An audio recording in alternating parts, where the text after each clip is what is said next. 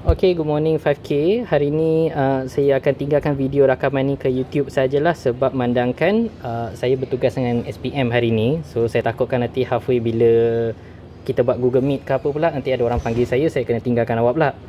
Okay, so untuk hari ni kita akan buat bahagian writing. Awak perlukan buku textbook awak lah. So pergi ke page 26 dan page 27. So ni dua muka surat yang kita akan pakai hari ni. Okay, kita akan fokus lebih kepada aktiviti nombor 4. Dan untuk aktiviti nombor 4 ni saya nak minta tolong awak, tolong sediakan satu pen warna biru. Satu pen warna biru, satu pen pula warna merah. Satu lagi pen, tolong sediakan warna hitam. Okay, sebab untuk hari ni kita akan tulis kita akan cuba buat ayat, kita akan cuba buat karangan. Dan kalau boleh saya nak guna 3 warna ni supaya awak nampak bahagian-bahagian karangan tu. Okay, so yang pertama sekali saya nak awak buat ialah awak tengok je dulu video ni dan saya akan terangkan apa yang saya akan, apa konsep pasal menulis ni lah. Okay, sekejap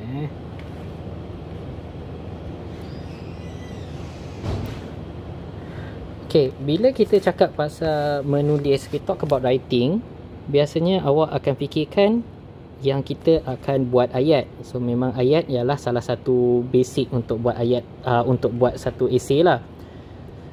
Untuk buat ayat pula, ramai pelajar dah rasa macam okay, bila nak buat ayat je dah tak tahu nak buat ayat macam mana. Duk fikir nak start macam mana, nak apa benda yang betul, apa yang salah. So ramai pelajar rasa macam nak buat ayat ni susah. Okay, so ni saya ajar sikit lah, saya go off daripada textbook sikit. Saya nak ajar awak, kalau untuk saya mengajar pelajar ataupun waktu saya sendiri belajar nak buat ayat dulu, saya akan buat CSVPE. Okay, mungkin awak pernah dengar dah ataupun mungkin awak pernah belajar dengan cikgu sebelum ni, awak nampak dah CSVPE ni. So tak apalah kalau awak dah lupa. Okay, ni recap balik lah. Okay, benda yang penting untuk satu ayat tu ialah 3 benda ni sebenarnya. Mesti kena ada sentence, mesti ada subject, mesti ada verb, lepas tu mesti ada point. Kalau BM dia lain sikit. Kalau BM mungkin awak pernah dengar dari cikgu BM awak, ada subjek, lepas tu ada predicate. Sebenarnya benda tu benda yang sama juga, cuma predicate tu sebenarnya 3 benda yang belakang ni. VPE tu ialah predicate. Tapi untuk BI saya pecahkan sikit supaya awak senang nak hafal.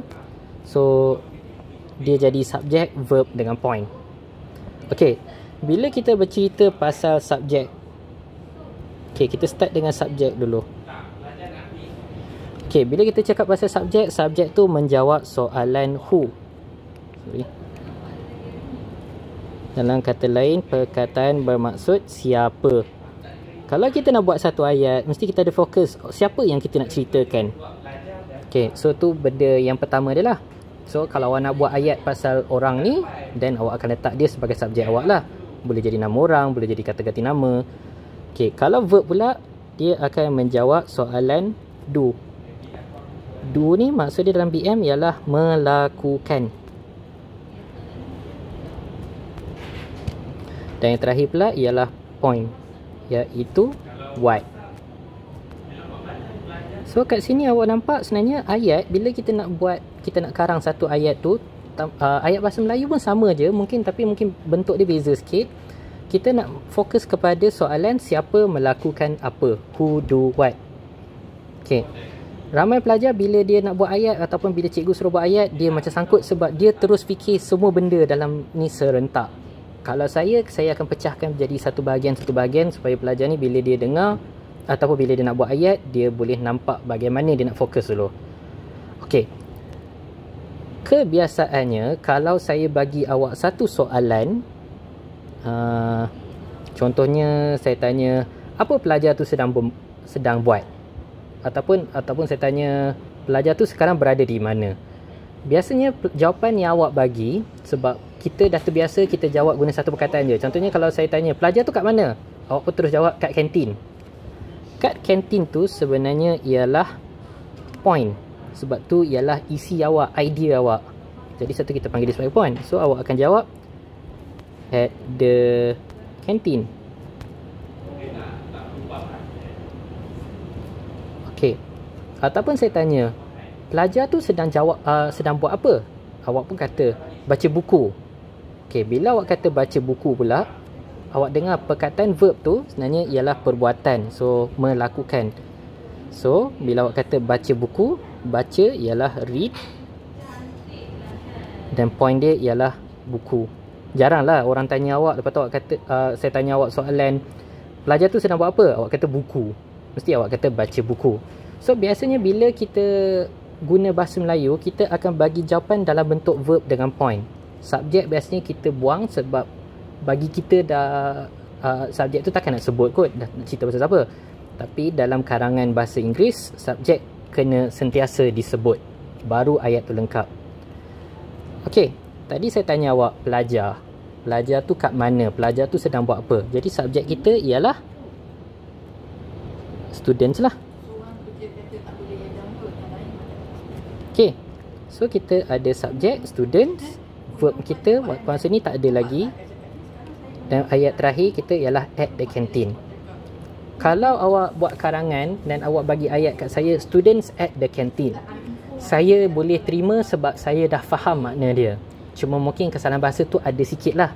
So kat situ biasanya kita akan letak kata kerja juga, kita akan letak are. So siapa kita ialah student. Membuat apa? Tak ada apa-apa. So sebenarnya kita letak are je. Jadi apa yang kita cerita pasal dia? At the canteen. Sama juga kalau kita kata read book, membaca buku. Subjek kita ialah students read book. Okey. Dapat je ayat macam ni, maksudnya kita dah boleh mula buat sambung-sambungkan. Lama-lama kita punya ayat-ayat ni akan jadi karangan lah. Kadang-kadang kalau awak nak kata student ni, awak nak buat ayat baru, biasanya kita akan tengok subjek ataupun kita tengok kita punya point. Contohnya kalau saya nak ambil subjek, saya akan tukar student ni, saya nak jadikan they, mereka. So lepas tu saya tanya mereka, okey, mereka melakukan apa? Mungkin saya nak kata mereka sedang duduk. So saya letak they sit apa? Duduk sorang-sorang ke, duduk bersama-sama ke, duduk atas kerusi ke, duduk atas lantai ke? So dekat sini saya boleh tambah they sit on the chairs. Okey, so dapat 3 bentuk ni sebenarnya kita dah boleh buat ayat dah boleh sambungkan, lama-lama dia akan jadi perenggan. So kat sini kita ada students are at the canteen, students read book, they sit on the chairs. They ni maksud dia mereka. Kalau awak biasa buat karangan, saya nampak pelajar punya kesilapan ialah bila saya tanya je perbuatan, awak pun kata reading. Sebenarnya reading tu boleh dianggap sebagai perbuatan, tapi biasanya untuk level kita sekarang, kita try kurangkan perkataan ing tu. Kita ambil kata dasar je. Lepas tu nanti bila awak dah up sikit level awak, dan kita akan tambah-tambah lagi. Jadi reading lah, jadi sitting lah, jadi readed tak ada, sat lah, past tense semua lah. Untuk masa ni saya nak ajar awak buat cuma pakai past tense, pakai present tense je dulu. Ambil kata dasar saja. Okey. Macam mana? Okey, so katakan 3 bahagian ni dah cukup. Awak dah ada 3 ayat. Students at the canteen, students read book, they sit on the chairs. 3 ayat ni dah dikira ayat lah. Tapi kalau awak buat karangan, buat ayat macam ni, orang kata macam seolah-olah awak ni macam robot lah. Macam awak cakap satu sebiji je. Tak ada kesinambungan ayat awak tu. Kat situlah mana kita akan pakai C ni pula. Tapi C ni ialah connector dan dia bukan bahagian asas dalam ayat tu. Kalau bahagian asas kita cakap pasal subjek, verb dengan point saja. Connector tu dia kerja dia ialah menyambungkan ayat tu supaya karangan tu bunyi je lagi best. Okey, contohnya connector yang pertama, students are at the canteen. Mungkin saya boleh tambah perkataan today. So nanti orang tanya saya, bila yang diorang duduk kantin? Saya kata today students are at the canteen. And then lepas tu untuk ayat seterusnya mungkin saya letak next students read book. Lepas tu saya letak after that they sit on the chairs. So kerja connector ni ialah membuatkan ayat kita bunyi dia lebih best sikit lah. So ada today students are at the canteen, next students read book, after that they sit on the chairs. Kalau awak nak tukar juga macam pelik pula, dia orang duduk, dia orang baca buku, lepas tu baru dia orang duduk atas santai, atas kerusi. So mungkin saya letak at the same time, pada masa yang sama mereka duduk di atas kerusi. So kat sini ayat dia macam dah bunyi cantik sikit lah. Kalau kita nak letak noktah sekarang kat hujung ni tak ada masalah. Maksudnya ayat kita ni dah dianggap lengkap, dah boleh linkkan, dah boleh jadi dah boleh sambungkan dan boleh jadi satu perenggan lah. Orang baca, orang akan kata ni macam bunyi dia macam satu perenggan. So apa kerja elaboration kat belakang ni pula, E ni. Okey, kadang-kadang bila kita nak buat ayat, takkanlah kita nak cerita banyak tu saja.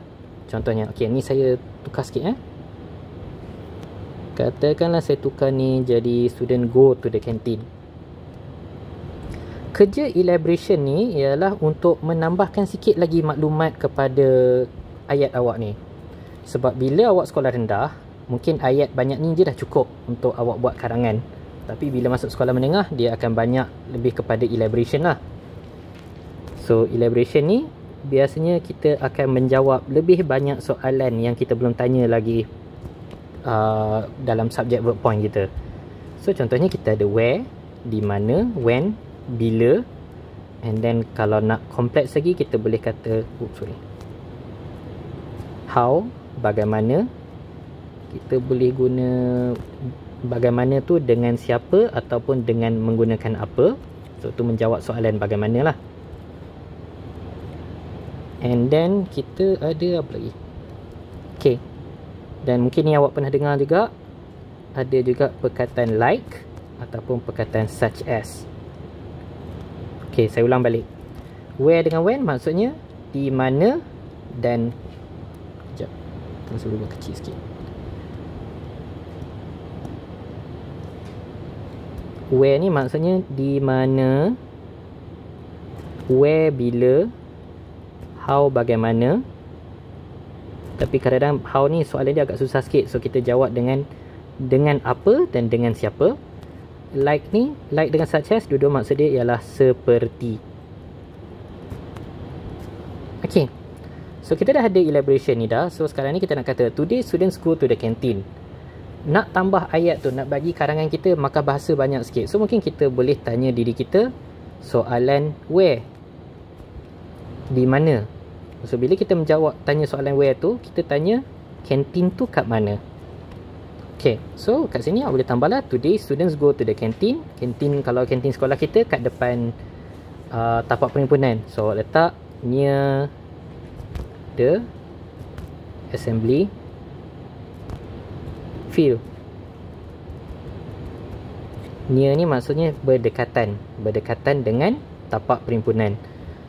Okay, seterusnya next students read book. Mungkin kita boleh tambah buku apa yang diorang baca. So awak boleh tambah student read book such as novel and comic. Okay, at the same time they sit on the chair. Kalau kita tanya where, of course lah kantin, chair, kerusi tu mestilah kerusi tu kat kantin. So mungkin kita boleh tanya bagaimana dia orang duduk tu. Dia orang duduk dengan seorang-seorang ke, dia orang duduk dengan ramai-ramai ke. So kita guna soalan with who. So tambah jadi ayat they sit on the chairs together. Mungkin saya nak tambah sikit perasaan dia orang. Saya tambah happily, dengan gembira. Okay, so kita dapatlah ni bentuk ayat kita lah. Bila kita gabungkan tiga-tiga ayat ni, waktu jadilah yang benda kita panggil sebagai perenggan. Dan bila dah jadi perenggan, kita boleh jadikan dia karangan lah. Satu perenggan, kalau tambah dengan perenggan lain, lama-lama akan jadi karangan pula. So kat sini contohnya kalau saya tulis balik, saya akan jadikan today students go to the canteen near the assembly field. Next. So kita buat perenggan. So perenggan kita kena ada jarak kat sini. Next. Students read books like novels and comics. Kalau nak tambah lagi, boleh kata from home, daripada rumah, yang diorang bawa daripada rumah lah. Lepas tu ayat seterusnya saya kata at the same time they sit on the chairs together happily.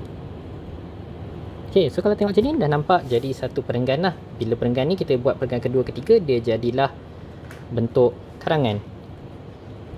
Okay, untuk tugas awak hari ni. So first kali saya nak awak tengok benda ni. Kalau awak rasa awak nak ambil screenshot ke, ataupun awak nak pause, awak nak salin dulu, boleh salin bahagian ni dengan bahagian atas ni lah. Awak boleh buat cantik sikit, saya buat huruf ni.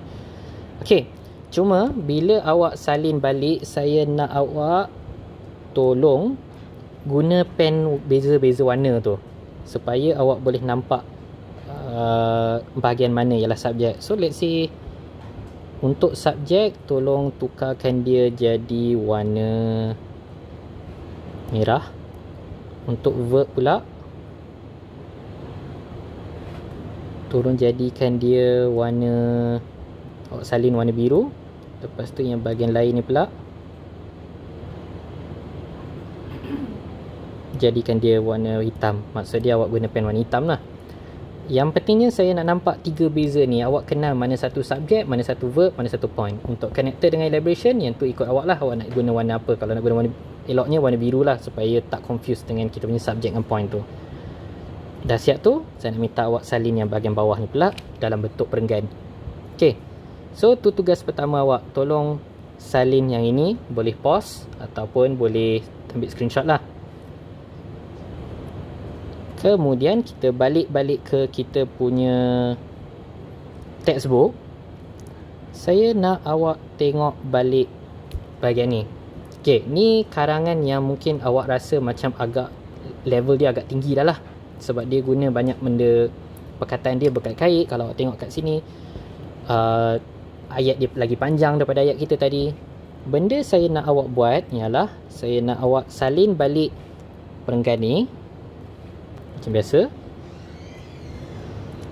tapi kat bawah dia saya nak awak salin semula ayat mana yang awak boleh nampak dia punya subjek, verb dengan point. Okey, boleh. Maksud dia kat bawah ni, kejap saya cuba tak tahu macam nak padam dah lah ni.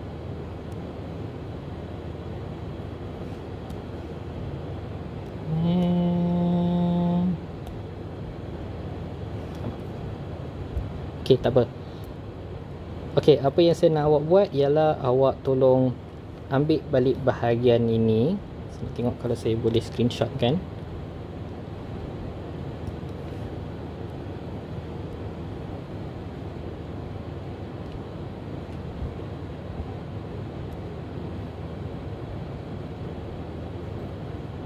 Okey, bahagian bawah ni saya nak awak salin balik yang cerita tadi tu.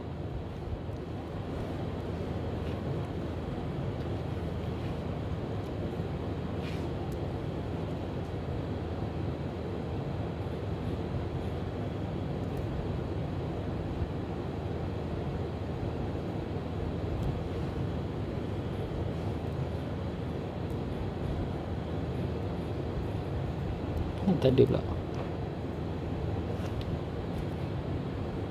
Okay, alright, so bawah ni lepas awak dah salin yang bahagian atas ni, saya nak awak salin semula petikan yang dia bagi tu.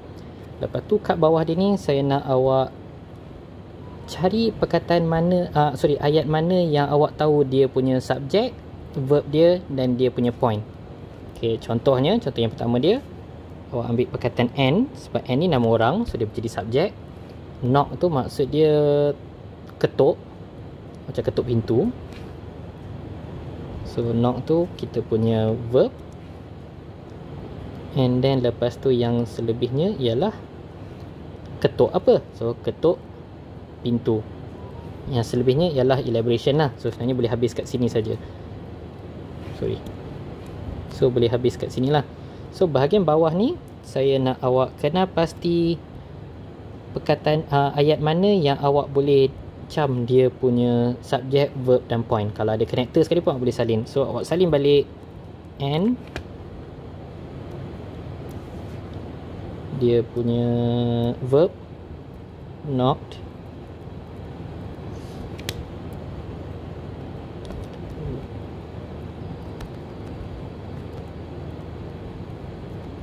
nokta. Okay, so kalau awak tengok kat atas ni, awak boleh nampak and ialah subjek, knock ialah dia punya verb, on the door tu ketuk apa? Ketuk pintu. Okay, contoh yang kedua. Contohnya kalau awak cari lagi, ada tak ayat lain lagi? Mungkin awak boleh tengok kat perenggan lain pula, tak ada masalah. Tengok yang lain pula. Let's say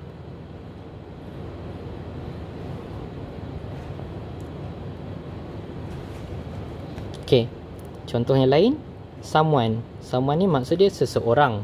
Jadi boleh jadi kita punya subjek lah, iaitu seseorang kan, maksud dia orang lah.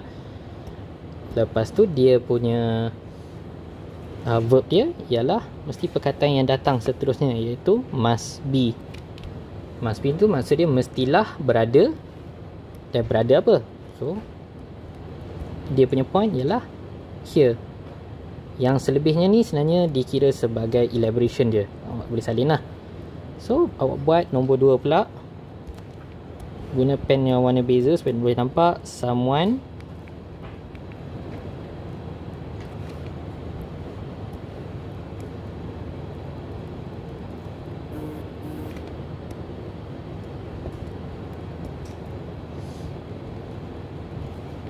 must be here. Kalau awak tengok balik ayat selebihnya, she thought hopefully. Ayat tu tak panjang sangat, so kita boleh ambil sampai habis lah. She thought hopefully. Okay, so tugas awak lepas awak dah salin semua ni, saya nak awak cari lagi, tak banyak pun, cari lagi 3, 4, 5. Okay lah, bagi 6 lah. Okay, tolong cari lagi 3 ayat ni. Okay, boleh? Maksud dia awak tengok balik petikan tu, tolong cari. Kalau boleh, kalau awak boleh jumpa yang ada connector, lagi bagus lah. Tolong cari ada connector, ada subjek, ada verb, ada point. Dan elaboration dia tu awak salin je sekali. Elaboration biasanya agak panjang, so ikut kepada awak nak salin ayat mana, awak kena cari. Bagi saya 6 ayatnya ikut struktur ni. Okay, so itu je kerja saya. Saya nak ulang balik. Yang pertama, of course awak tengok video ni lah. Dah fahamkan video ni, dah faham writing sentence tu maksud dia apa. Tolong salin bahagian yang kita bincangkan tadi, buat nota lah. Seterusnya awak ambil buku teks awak nombor 4. Tolong salin balik petikan tadi kat aktiviti nombor 4 dalam buku teks awak, page nombor 27. So saya tulis siap lah, page 27. Lepas tu kat bawah dia, saya nak awak cari 6 ayat yang menggunakan struktur yang kita ajar tadi tu. Ada subjek, ada verb, ada point. Kalau boleh, guna pen warna berbeza supaya bila awak tengok balik nanti, awak boleh nampak macam mana awak cari subjek dia. Okay, so tu je video daripada saya lah. So kalau apa-apa soalan, boleh WhatsApp saya akan start group sementara. Okay, itu je. Thank you.